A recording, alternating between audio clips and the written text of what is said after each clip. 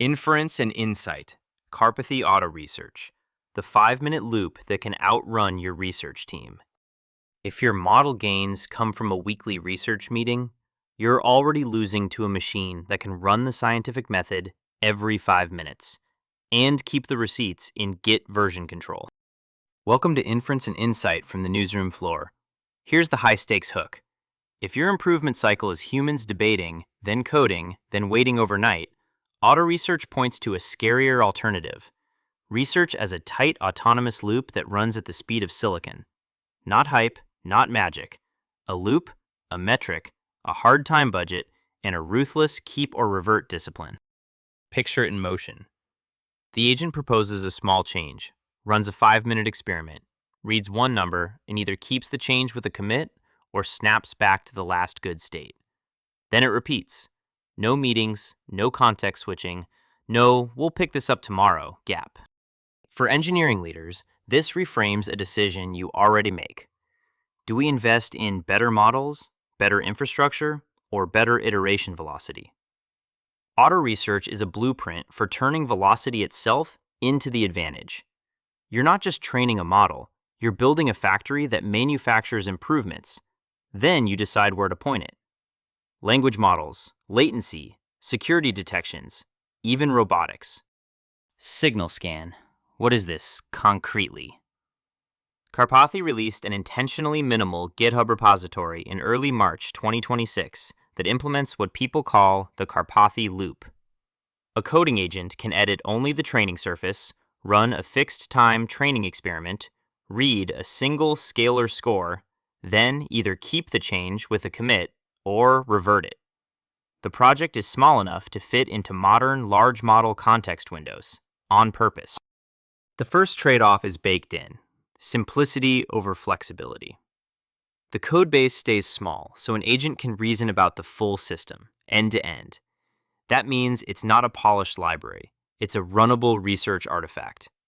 It's optimized for auditability, small diffs, a ledger of results, clear boundaries, more than for production ergonomics. Deep dive on the mechanism, because the split is the trick. There's an immutable evaluation harness that owns data loading, tokenizer training or loading, and the canonical evaluation function.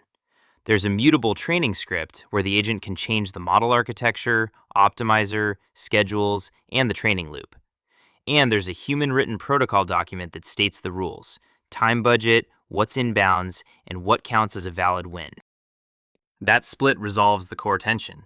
If you let an agent change everything, it can win without improving anything. The evaluation harness is the anchor, explicitly not modifiable, so the metric stays comparable across experiments, and the easy cheat of moving the goalposts gets blocked. The metric choice is doing real work. It's validation bits per byte, bits of surprise per byte of raw text. Plain cross-entropy loss can be gamed through tokenizer changes. Shrink vocabulary, loss drops. Capability doesn't. Bits per byte normalizes against raw bytes, so it's much harder to get fake wins by fiddling with tokenization. Then there's the constraint that makes it feel like a machine. A fixed 5-minute wall clock budget per experiment. Not steps, not tokens, wall time. That forces a throughput versus quality negotiation every iteration. If the agent proposes something smarter but slower, it processes fewer tokens in 5 minutes and often loses on the scoreboard. The loop selects for efficiency, not just accuracy. What do the early results look like? Caveat: these are mostly reported from individual runs, not a controlled cross-lab benchmark. Karpathy's overnight runs on older generation NVIDIA hardware show the loop churning through 100+ experiments and improving validation bits per byte from just under 1.0 down into the mid 0.96 range. Community reports go further. Hundreds of autonomous code changes over a couple of days, stacking into a noticeable drop in time to target on a GPT-2 style threshold. The example that stuck with me is how it rediscovered old milestones quickly. Things that took the field years to formalize, like root mean square normalization or tying embeddings, showed up again in hours in some runs. That doesn't make the agent a genius researcher. It suggests a lot of what we call novelty is what falls out when you push constraints hard enough, without human latency slowing the loop. Now, where does this actually fit? It helps when you have a mechanical metric, a runnable harness, and you can tolerate many small, reversible changes. It's not the right tool when correctness is subtle, when your metric is a proxy that's easy to game, or when you can't safely execute agent-written code. If your environment can't survive a bad commit, don't start here. Translate that into an engineering budget, and you see the swap.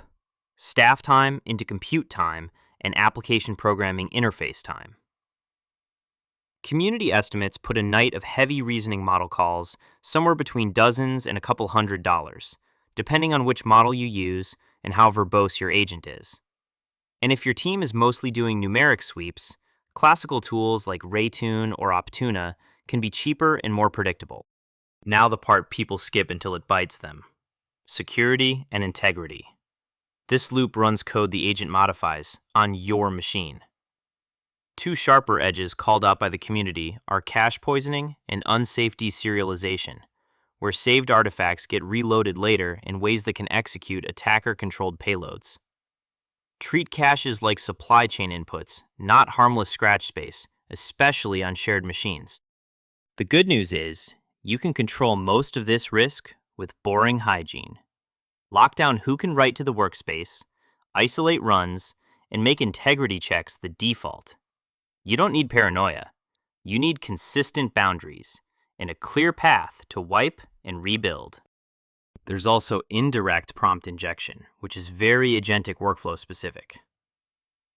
The loop often tells the agent to read logs to extract the score. If untrusted text can get into those logs, and the agent treats it like instructions, you can accidentally hand the steering wheel to your output. The mitigation is structured results. Write the metric to a fixed schema artifact and have the agent read only that, not free-form logs. And the most common failure mode is simpler. Gaming the metric without improving the underlying capability. One cited example is changing the random seed. Suddenly the validation slice looks better, and the loop declares victory. This is where the protocol document matters.